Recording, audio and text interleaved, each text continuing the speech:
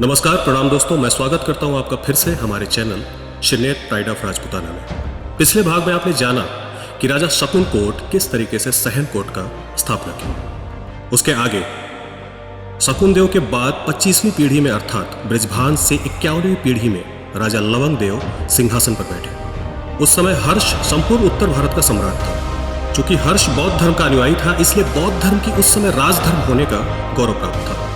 राजाश्रय प्राप्त होने के कारण बौद्ध भिक्षुओं का जीवन काफी विलासी एवं उद्दंड हो चला था। उनके मठों में अपरिमित धन इकट्ठा हो रहा था और उस धन के कारण उनका जीवन तथा आचरण अत्यंत विलासपूर्ण तथा घृणित हो चला था। उनके मठों में सुंदर जवान भिक्षुड़ियां भी रहने लगी थी।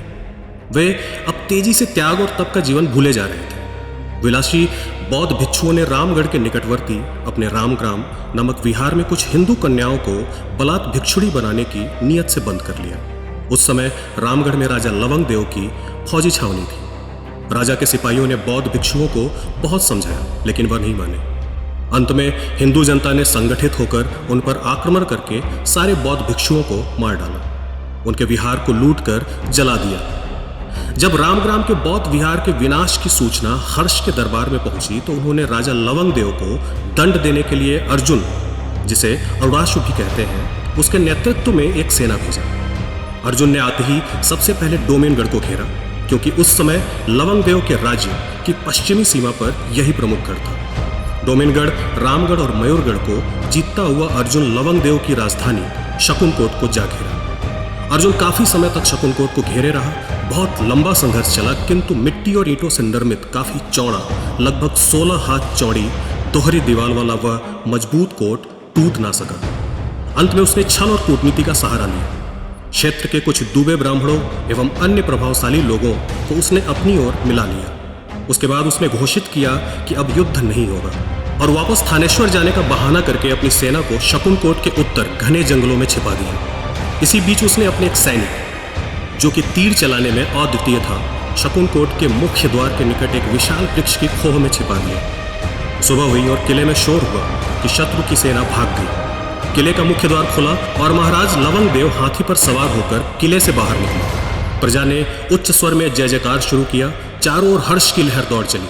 ठीक उसी समय वृक्ष की खोह में छिपे हुए शत्रु सैनिक ने एक ऐसा तीर चलाया जो महाराज के कलेजे को काटता हुआ बाहर निकल गया। महाराज तुरंत हाथी से गिरे और वीर गति को प्राप्त हो गए। उस दिन अमावस्या तिथि थी। महाराज लवंग देव के मरते ही किले में हाहाकार मच गया। अर्जुन ने स्थिति का लाभ उठाकर तुरंत किले पर आक्रमण कर दिया। हड़बड़ी में किले के द्वार खुले रह गए और उसके कारण शत्रु इन अप्रत्याशित जोरदार हमले के सामने लवंग देव के सैनिक काफी देर तक ठहर न सके। किले पर हर्ष का झंडा फहर गया। किले पर अधिकार करने के पश्चात उसने लवंग देव के राज्य को कई भागों में बांट दिया। तप्पा, उमरा तथा बटुका इंदु भर को मयूरगढ़, वर्तमान के राजधानी गांव, और उसके आसपास का इलाका एक पंवार ठाकुर को, हवेली गोरखपुर तथा डोमेनगढ़ का कोट डोम कटार को, शकुनकोट मझौली एक विशेन ठाकुर को, भवा पार्क एक राजभट को और तप्पा कटहरा तथा लेहड़ा एक बंजारा सरदार को सौंप दिया। इस प्रकार राज्य को कई भागों में बांटकर तथा कई पीढ़ियों का संचित धन और लवंगदेव के तीनों पुत्रों महिमा शाह, महिलोचन शाह और चंद्रभान शाह को अपने घर से ही बेघर कर दिया। लवंगदेव के तीनों पुत्रों की इस स्थिति के बाद अर्जुन थानेश्वर की ओर चल पड़ा। उस दिन शुक्ल पक्ष की प्रथम तिथि परिवा थी। अब हम बात करते हैं शिरनेतों की अशुभ तिथियों के बारे में। महाराजा लवंग देव की मृत्यु के कारण अमावस्या और उनके तीनों पुत्रों के राज्य निष्कासन एवं बंदी बनाए जाने के कारण परिवा, ये दोनों तिथियां अमावस्या और परिवा संपूर्ण शिरनेत जाति में अशुभ तिथियां मानी जाती हैं। शिरनेत लोग इन दोनों तिथियों पर कोई भी शुभ या नवीन काम नहीं करते। इसके अगले भाग में हम आपको बताएंगे कि शिरनेत उपाधि कब और कैसे मिली और शिरनेत उपाधि के बारे में समाज की क्या धारणाएं हैं। नमस्कार।